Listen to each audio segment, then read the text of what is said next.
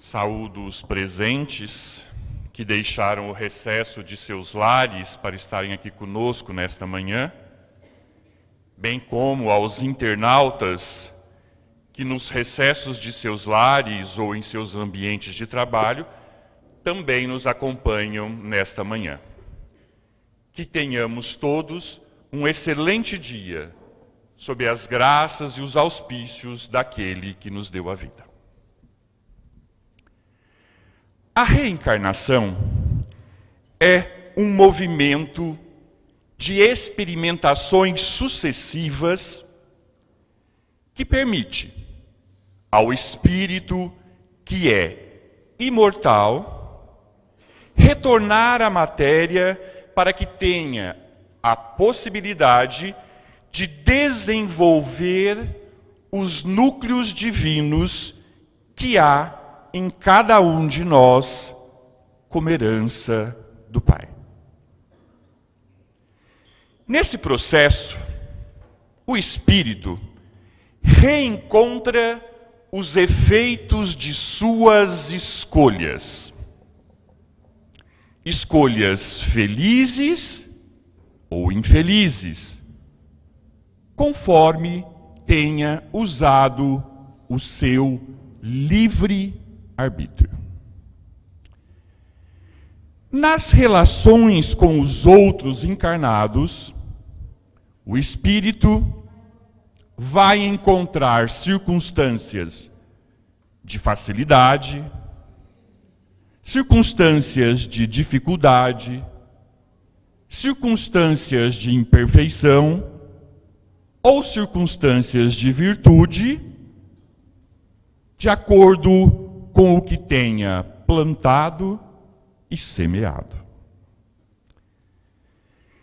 Em seu organismo biológico, o corpo físico, e como um reflexo do corpo espiritual, que é a matriz desse corpo físico, o espírito perceberá distonias ou harmonizações resultantes de suas ações, em sintonia ou em distonia com a lei de amor.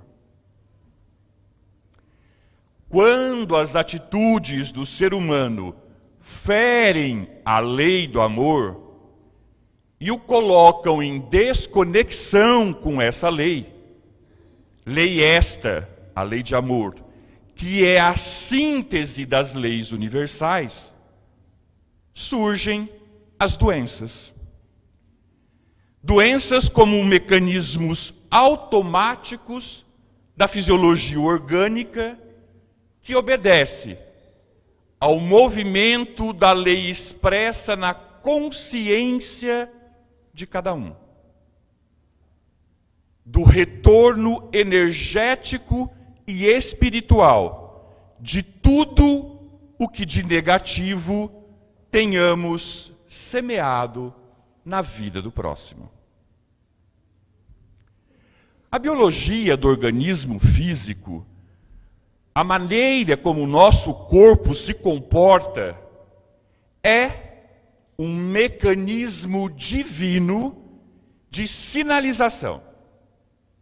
Sinalização da nossa harmonia ou da nossa desarmonia com as leis de Deus.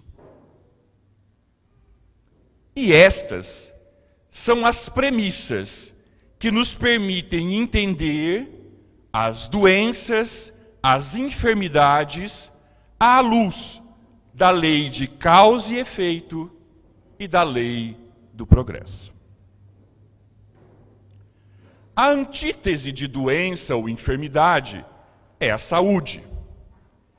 E a Organização Mundial de Saúde, OMS, definiu ainda em 1949 saúde como um estado dinâmico de completo bem-estar físico, psíquico e social, e não apenas a ausência de doenças.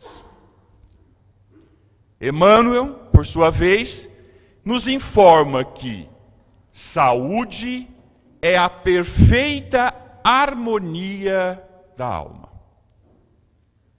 Ou seja, a ausência ou não de uma enfermidade não é uma condição determinante para que a pessoa esteja em bem-estar íntimo ou harmonia.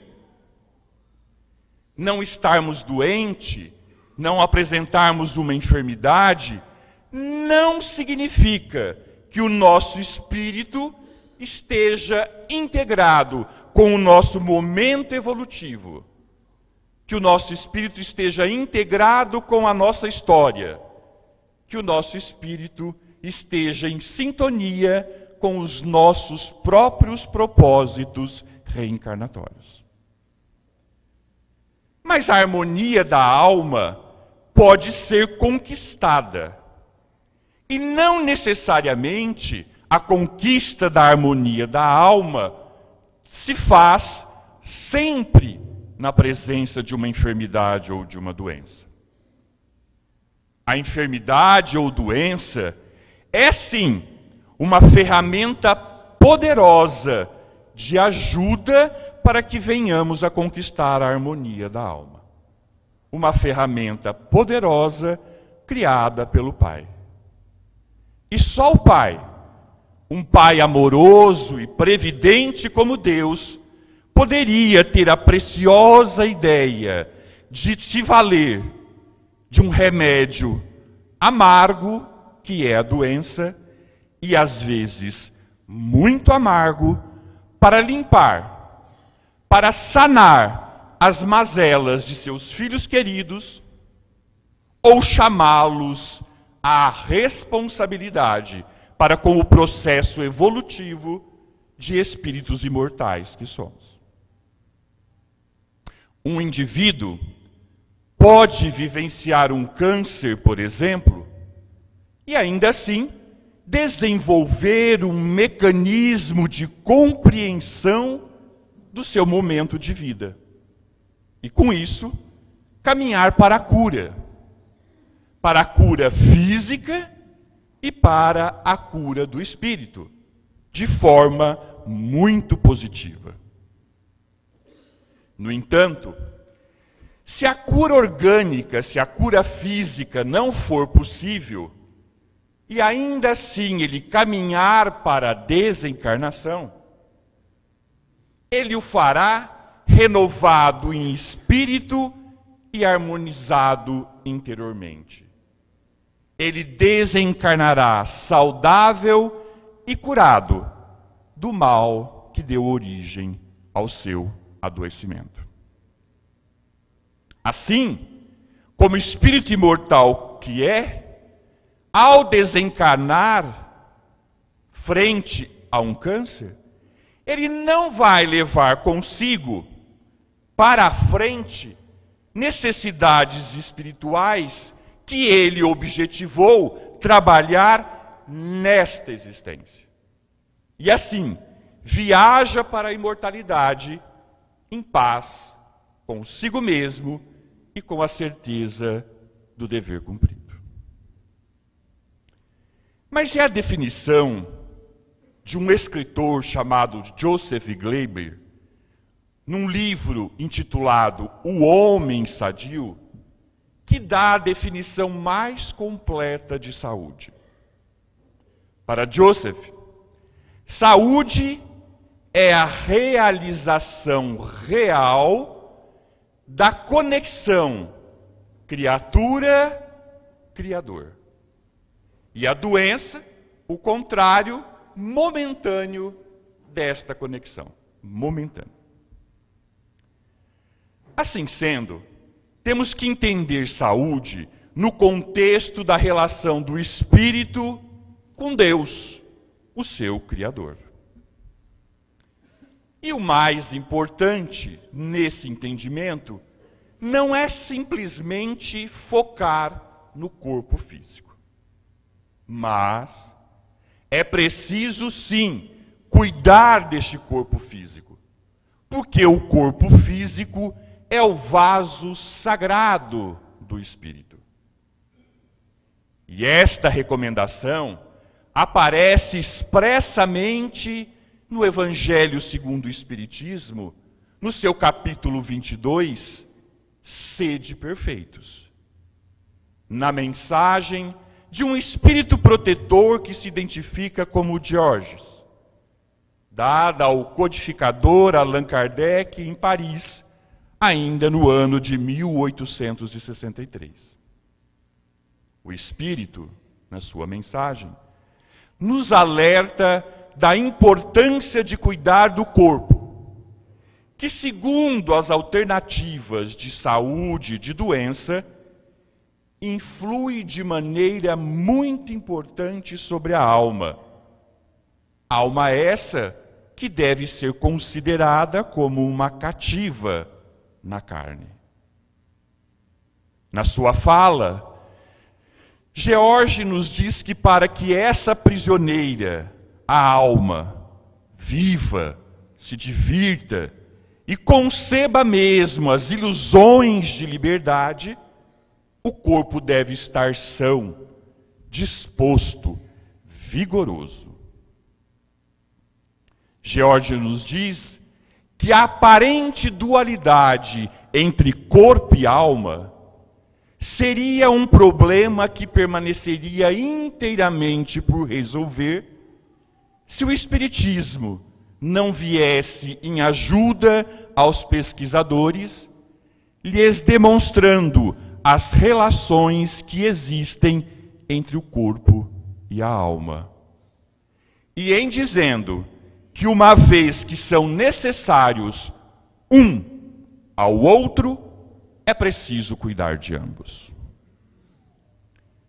Prossegue ainda dizendo: amai, pois, vossa alma, mas cuidai também do corpo, instrumento da mesma. Desconhecer as necessidades que são indicadas pela própria natureza é desconhecer as leis de Deus. Assim, não o castigueis, não castigueis ao corpo pelas faltas que o vosso livre-arbítrio fê-lo cometer, e das quais ele é tão irresponsável como é um cavalo mal dirigido pelos acidentes que causa. E Georges encerra averberando: sereis, pois, mais perfeitos se martirizando o corpo, com isso não ficais menos egoístas, menos orgulhosos, pouco caridosos para com o vosso próximo? Não. A perfeição não está nisso. Ela está inteiramente nas reformas que fareis o vosso espírito suportar. Portanto, dobrai-o, submetei-o, humilhai-o, mortificai-o. Esse é o meio de torná-lo, o espírito, dócil à vontade de Deus. E o único que conduz à perfeição. Mas indo além do corpo físico, cuidemos também da alma, procedendo o que nós chamamos de educação para a saúde. Uma vez que a cura real é sempre um patrimônio do espírito, que deve se renovar intrinsecamente. De acordo com a evolução que ganhamos, ou não, ao longo de uma encarnação, é possível modificar o grau de uma doença, a intensidade de uma doença ou de uma enfermidade e a sua duração. Por meio de uma vida moral, mental e emocional, nós, enquanto espíritos, controlamos o tempo todo o funcionamento de nossas células. E Emmanuel, nos explica que o pensamento controla as células nos níveis subatômicos. E nós já conversamos sobre esse assunto aqui, também num domingo, numa outra fala nossa, intitulada Adicções, Doenças da Alma. E André Luiz também nos fala que a mente reanimada reergue as células que a servem. Isso significa que com a renovação moral, com o processo de restabelecimento dos nossos esforços nas virtudes preconizadas por Jesus, o homem tem condições de imprimir em seu organismo físico um novo direcionamento de harmonia. Ou não, conforme esteja ou não em harmonia com as leis divinas. E os principais preceitos para estabelecer a harmonia com as leis divinas estão calcadas no crescimento em conhecimento e compreensão das próprias leis divinas e da vivência do amor. Vivência do amor decomposta em suas múltiplas virtudes, como a compaixão, a ternura, a caridade, a bondade, a paciência, a tolerância para com o nosso próximo, dentre muitas outras. E principalmente para o nosso próximo mais próximo. Principalmente para com as criaturas muito próximas. Nossa família. Legado divino para o nosso aperfeiçoamento moral e espiritual. Mas além de todas essas, tem uma que é essencial que destaquemos: o perdão. As pessoas têm dificuldade de perdoar porque acreditam que perdoar é sinônimo de esquecer, de ser passivo, de ser submisso. Mas não.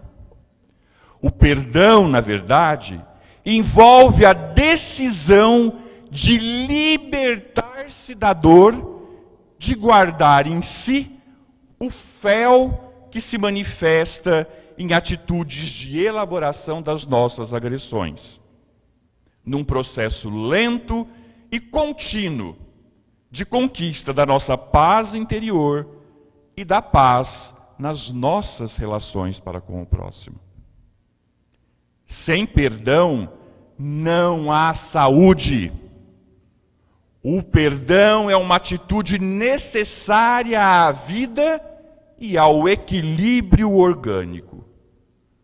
Uma vez que toda vinculação negativa promove em nós um obstáculo à harmonia da nossa alma, um obstáculo ao equilíbrio emocional e, consequentemente, ao equilíbrio fisiológico. A mágoa, na maioria dos casos, é o registro de experiências traumáticas e, principalmente, de nossas expectativas frustradas. Mesmo tendo uma ampla ação sobre o outro, a mágoa age como um veneno em quem aguarda, em quem a contém. Amai-vos uns aos outros como eu vos amei. Essa é a recomendação de Jesus. Em nosso relacionamento com as pessoas que nos cercam, e em particular com aquelas que temos convivência mais próxima, como é o caso da família, ou de outros que habitam sobre o mesmo teto nosso, podem ocorrer momentos de sofrimento, causados por desentendimentos, incompreensões, ou por outros comportamentos, todos carregados de desamor. Esses desencontros de desamor sempre deixam alguma marca negativa, sempre deixam algum sofrimento no coração. Ficamos feridos, marcados, machucados e sofremos. As feridas do coração causadas pelo desamor são reais, são verdadeiras, embora não sejam feridas físicas, é claro. São feridas psicoemocionais. São marcas emocionais dolorosas, muito dolorosas. E as feridas do coração prejudicam a nossa vida espiritual, prejudicam a nossa saúde psíquica, prejudicam a nossa saúde emocional e prejudicam a nossa vida familiar e social. Eis então uma tarefa importantíssima para todos nós: curar as feridas do coração, desde as menores até as mais graves, desde as mais recentes até as mais antigas. Perdoar é curar-se. Perdoar é libertar-se. Perdoar é fazer autoterapia. Perdoar é cuidar da saúde do coração e de todo o nosso ser. Perdoar é promover a autocura. Perdoar não é fazer um favor, ou um bem, ou um serviço a quem nos ofendeu. Não. Perdoar é, antes de tudo, fazer um grande bem a nós mesmos. Perdoar é amar-se. Perdoar é querer-se bem. Perdoar é curar-se das feridas do próprio coração. André Luiz esclarece que recebemos de volta tudo aquilo que proporcionamos à vida alheia. E quando essa semeadura é de espinhos, colhemos não só os frutos do nosso arrependimento, mas também as vibrações da vítima e de quantos se associem ao seu sentimento. E isso repercute intensamente sobre os nossos centros vitais, podendo ocasionar os processos de adoecimento. A defesa para essa situação é a prece constante e o bem, irrestrito e incondicional a quem tenhamos prejudicado.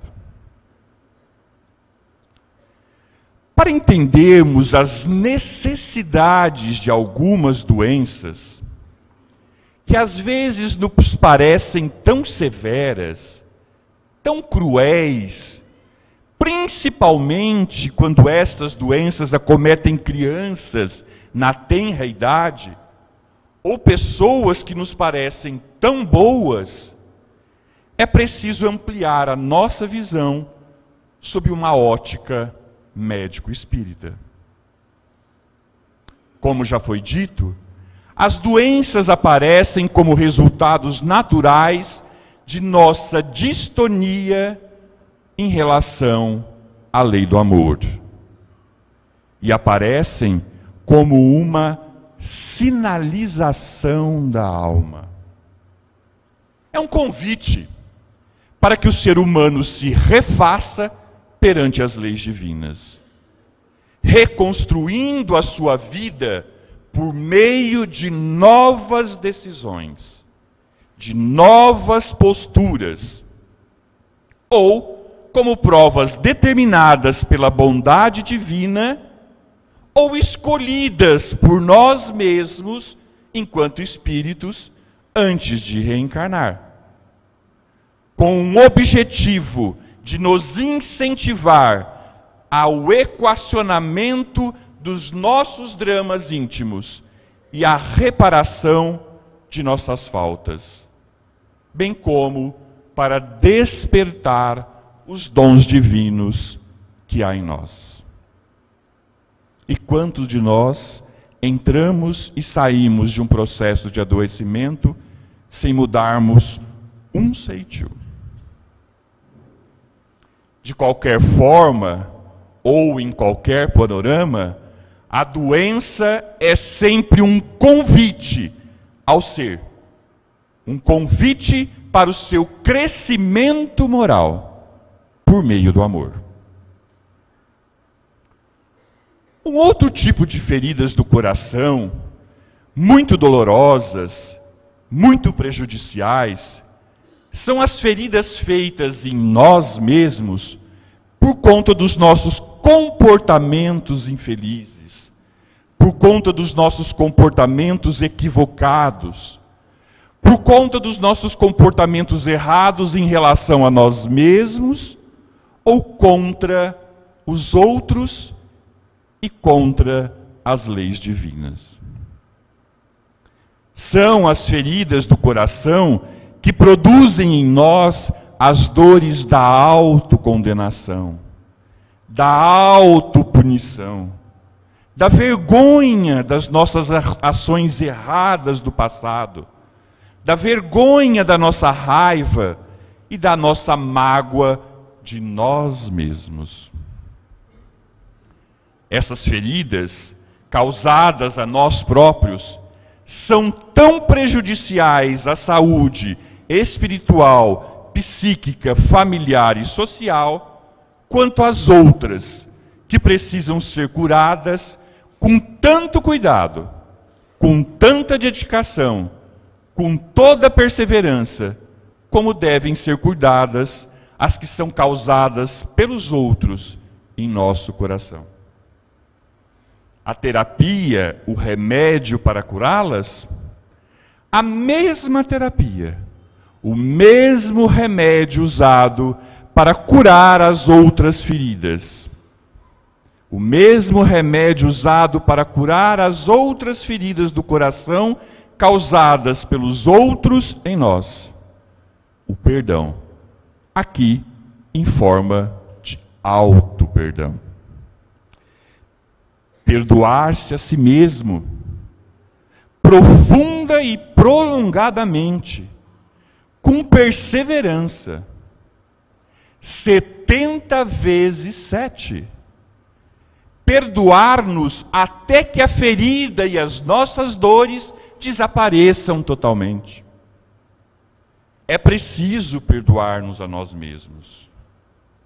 Perdoar-nos de todos os erros do passado que estejam presentes em forma de lembranças dolorosas de nós mesmos. E é preciso dar-nos um perdão generoso, um perdão misericordioso, um perdão compreensivo, um perdão benévolo. Se Deus, que é infinitamente perfeito, grande e poderoso, nos perdoa sempre e de tudo quanto lhe pedimos perdão sincero, quem somos nós para não nos perdoarmos? Quem somos nós para condenarmos-nos a nós mesmos? Quem somos nós para não querermos nos absolver dos nossos próprios erros, fraquezas e misérias? O perdoar-se a si mesmo cura as chagas do coração ferido pelos próprios erros. Mas perdoar-se não é apenas desculpar-se, racionalizar por panos quentes. Para perdoar-se, é preciso reconhecer o erro. Reconhecer que o erro cometido deixou feridas no coração. Reconhecer que essas feridas são muito prejudiciais a nós mesmos. E aí sim, decidimos-nos a dar-nos um perdão pelo nosso próprio erro cometido. Certamente que as doenças são fruto de culpas e de ações autopunitivas do ser, mas que se manifestam como experiências necessárias, determinadas sempre pelo uso do nosso livre-arbítrio. Mas até mesmo nestas circunstâncias, podemos ter a leitura de que aquela construção foi determinada pelo mau uso da nossa liberdade na nossa relação conosco mesmo. E que, portanto, é um convite para o reequilíbrio, desenvolvendo o nosso auto-amor. Tendo em vista que uma postura autopunitiva determinou um adoecimento, o adoecimento, mostra que o não auto-perdão, não é uma atitude que se coaduna com as leis divinas. Não é uma atitude que se coaduna com a lei do amor. E será que, em sendo assim, faz diferença entre um médico ter ou não o conhecimento da doutrina espírita? Será que um médico ou qualquer outro profissional da área de saúde, detentor desses conhecimentos da lei de causa e efeito, da lei de amor, da lei de ação e reação, teria mais êxitos, teria mais chances de promover a cura de um paciente? Essa é uma pergunta interessante. O médico ou profissional de saúde só pode promover a cura do paciente se ele promover neste paciente um processo educacional que induza esse indivíduo a um processo de autocura. Nenhum médico ou qualquer profissional de saúde cura ninguém. O que o médico ou profissional de saúde faz é auxiliar o indivíduo a se tornar médico de si mesmo, oferecendo instruções, uma prescrição competente, mas oferecendo um amparo amoroso, estabelecendo um plano de cuidados dentro de uma relação terapêutica que seja genuinamente baseada na acolhida e na integralidade da atenção. Olhar para o indivíduo como um todo. Tudo isso propiciará ao doente, ao cliente, sentir-se acolhido em suas necessidades, estando na posse das informações e da vivência necessária para que cuide de si mesmo, e não apenas tenha o alívio sintomático com as medicações ou técnicas terapêuticas variadas, que devem, sobretudo, atuar na causa. Os medicamentos tratam os efeitos, enquanto a renovação moral vai diretamente nas causas.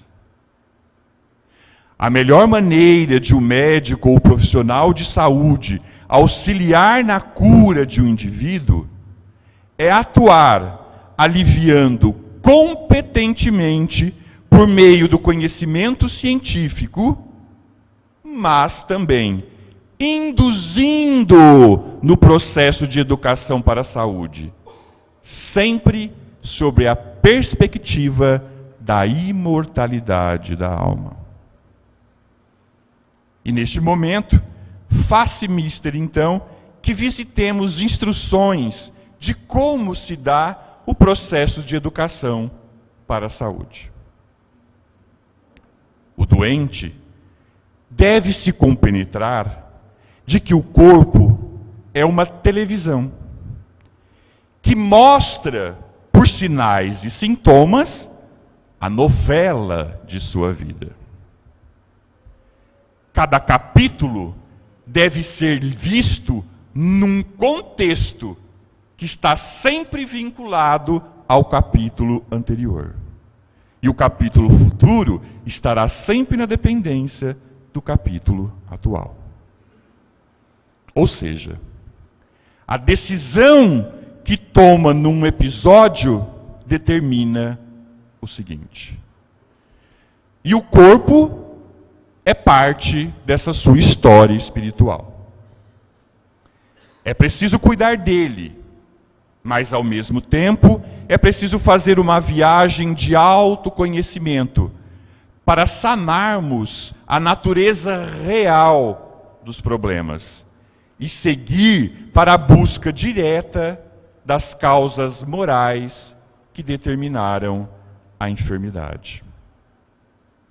Quer dizer, podemos até dar uma mão de tinta numa parede mofada, mas isso não resolve o problema. É preciso que se vá à causa da infiltração da parede mofada. André Luiz nos explica que a cura é patrimônio do espírito. Patrimônio do espírito que se domina. E que somente o doente, convertido em médico de si mesmo, poderá alcançar a cura positiva. Também no livro O Homem Sadio, os autores espirituais nos esclarecem que esse processo de educação para a saúde se promove por meio da escuta qualificada, selecionarmos o que ouvimos, da palavra amorosa e bem direcionada, selecionarmos o que falamos, e do acolhimento ao ser integral, em um processo terapêutico de mão dupla, em que médico e paciente tratam-se mutuamente em uma relação de espírito para espírito. O médico ou profissional de saúde consciente da realidade do espírito imortal entende as leis divinas e sabe que o seu paciente tem a condição latente, se não evidente, de caminhar rumo à sua maturidade espiritual, rumo à cura do corpo e da alma. E assim, pode, portanto, investir na promoção da saúde, capacitando esse indivíduo a se autogerir e a se autodominar, vencendo a si mesmo no aproveitamento das experiências de adoecimento e buscando reconquistar a sua própria saúde. Isso é a autocura. E a autocura se processa com o estabelecimento de renovação do indivíduo, de renovação das matrizes da alma, por meio da conscientização de suas necessidades espirituais e de suas vivências amorosas. Quando o indivíduo reequilibra sua mente, seu sentimento, sua atitude, esse conjunto renovado age então de forma harmônica, reorganizando as células e toda a instrumentação do corpo físico. Os neurotransmissores, os hormônios, os órgãos, são efeitos de algo que é anterior a eles e que está sediado nos corpos espirituais, que em conjunto denominamos de perispírito. A renovação moral produz o reequilíbrio de todos esses corpos e influencia, assim, beneficamente a saúde. Mesmo que para isso demore uma encarnação inteira, ou até mesmo mais do que uma. Muitas vezes esse processo tem raízes muito profundas e vem de atitudes muito complexas do nosso passado. E uma única encarnação não é suficiente para resolver tudo isso. O indivíduo só promoverá a autocura por meio do processo de educação. Educação para as virtudes preconizadas por Jesus. Lourenço Prado, em Psicofonia de Chico Xavier, nos ensina que saúde é o pensamento em harmonia com a lei de Deus.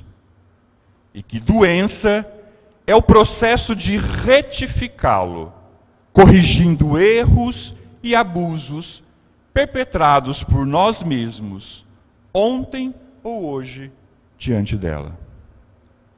Ou seja, doença é pensamento em desarmonia com a lei de Deus, requerendo reequilíbrio. E nós também já falamos sobre a ação da palavra, da ação e principalmente do pensamento, numa outra vez em que estivemos com vocês, numa fala intitulada Comportamento e Responsabilidade. E é claro, eu recomendo todas elas, né? Comportamento e Responsabilidade e Adicções, Doenças da Alma. E já que nós mencionamos as doenças em crianças, às vezes em tão tenra idade, como auxiliá-las a estas crianças a promover a autocura? O médico ou profissional de saúde pode guiá-la, a criança, em caminhos de compreensão de si mesma, em caminhos de aceitação do seu processo de adoecimento. E, principalmente, auxiliar as famílias a propiciarem uma experiência amorosa, curativa. A criança também é um espírito milenar, que elabora a sua própria experiência, que amadurece, que se enriquece com aquilo que está vivendo e que também tem a capacidade de vencer-se a si mesma. A criança pode entrar num processo de autocura tão intenso quanto um de um adulto.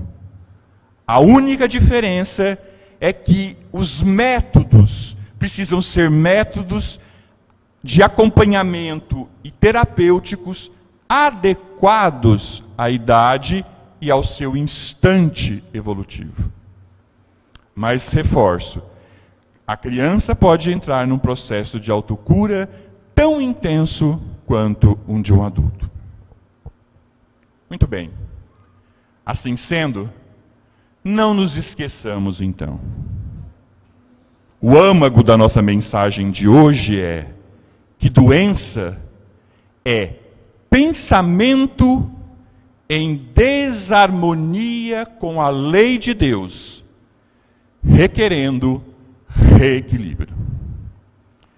Eu gostaria de ressaltar que a ideia original dessa nossa fala é de Andrei Moreira, um médico espírita especializado em homeopatia, que é preceptor do internato em atenção integral à saúde da Faculdade de Medicina de Alfenas, no campus de Belo Horizonte, e autor do livro Cura e Autocura, uma visão médico-espírita. Deus de misericórdia, não nos permita pedir para fazer aquilo que ainda não podemos, mas fortalecei-nos para que possamos fazer todo o bem de que sejamos capazes. Principalmente em auxílio dos que ainda não compreendem e não podem trabalhar tanto quanto nós. E, sobretudo, ó Pai, de infinita sabedoria, quando viermos a sentir dificuldade para fazer o que podemos, faze-nos reconhecer que não nos confias tarefa superior às nossas forças. E renova-nos a certeza de que, se buscarmos estar contigo, nenhuma insuficiência nos abaterá, de vez que em teu amor tudo é possível. Que assim seja.